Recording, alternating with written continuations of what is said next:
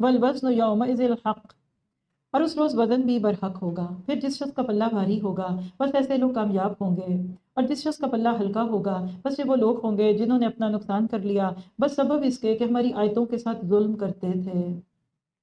حساب کتاب اپنی جگہ، اعمال نامے کا تلنا اپنی جگہ، یہ آیت یہاں بھی ہے اور 30ویں پارے تک تو بہت دفعہ آ جائے گی کہ اعمال نامے تلیں گے۔ آپ اور میں زندگی میں لوگوں کو دیکھتے ہیں، کچھ بہت نیکیاں کرتے ہیں، کچھ کم کرتے ہیں۔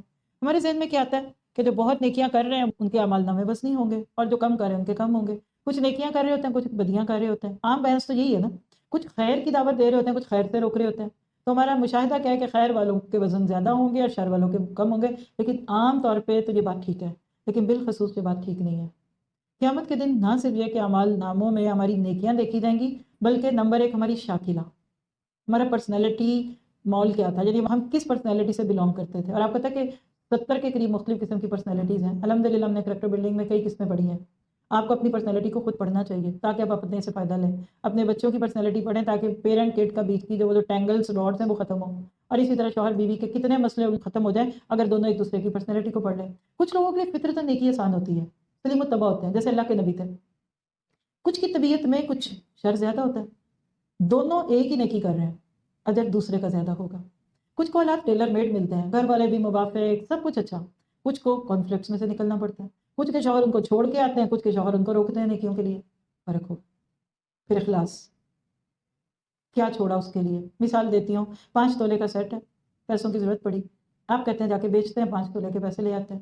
جب گئے تو سنار کے آپ کو 5 تولے کے پیسے دیتا ہے، ڈوریاں کاٹے گا، نیچے لٹکتے ہوئے موتی کاٹے گا، اندر کے موتی نگوں کو نکال کر پیچھے 5 میں سے 3 تولے بچ گیا، 3 میں سے بھی وہ کاٹے گا، پھر اس میں سے نئے پرانے سونے کا کر کے ایماندار ہوگا مظلوم تو وہ 2.5 تولے کے پیسے آپ کو دے گا۔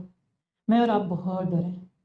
اس وقت ہم قرآن پڑھ اور پڑھا رہے ہیں، اور یہ خیرکم من تعلم القرآن وعلمہ پہ کچھ لوگ اس سارے پروگرام کی ٹیک کیئر کرتے ہیں، وہ اس پہ خرچ کرنے والے ہیں، وہ اس کے اوپر ٹیک کیئر کرتے، جگہ بناتے۔ یہ 3 قسم کے لوگ بہترین کام کرنے والے ہیں، لیکن کل قیامت کے دن پتہ چلا، میں اپنے اوپر لیتی ہوں کہ میں نے 30 پارے تو پورے پڑھائی کوئی نہیں، میں نے تو کوئی وہ کٹ کٹا کر کے 20 پارے پڑھائے، کیونکہ 10 پاروں میں میری نیت خراب تھی، میں یہ تھی، میں وہ تھی، اللہ نہ کرے تو مجھے لینے کے دینے پڑ جائیں گے نا۔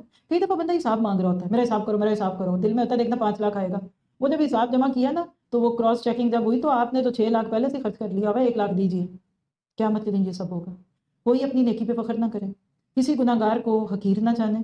کئی دفعہ کسی کا صرف ایک گناہ چھوڑنا آپ کی 10 نیکیوں کے کرنے سے بھاری ہوگا۔ اللہ تعالی ہمارے دلوں میں محبت ڈال دے ان لوگوں کی جو ابھی تک ہماری کمزوریوں کی وجہ سے خیر تک نہیں پہنچے،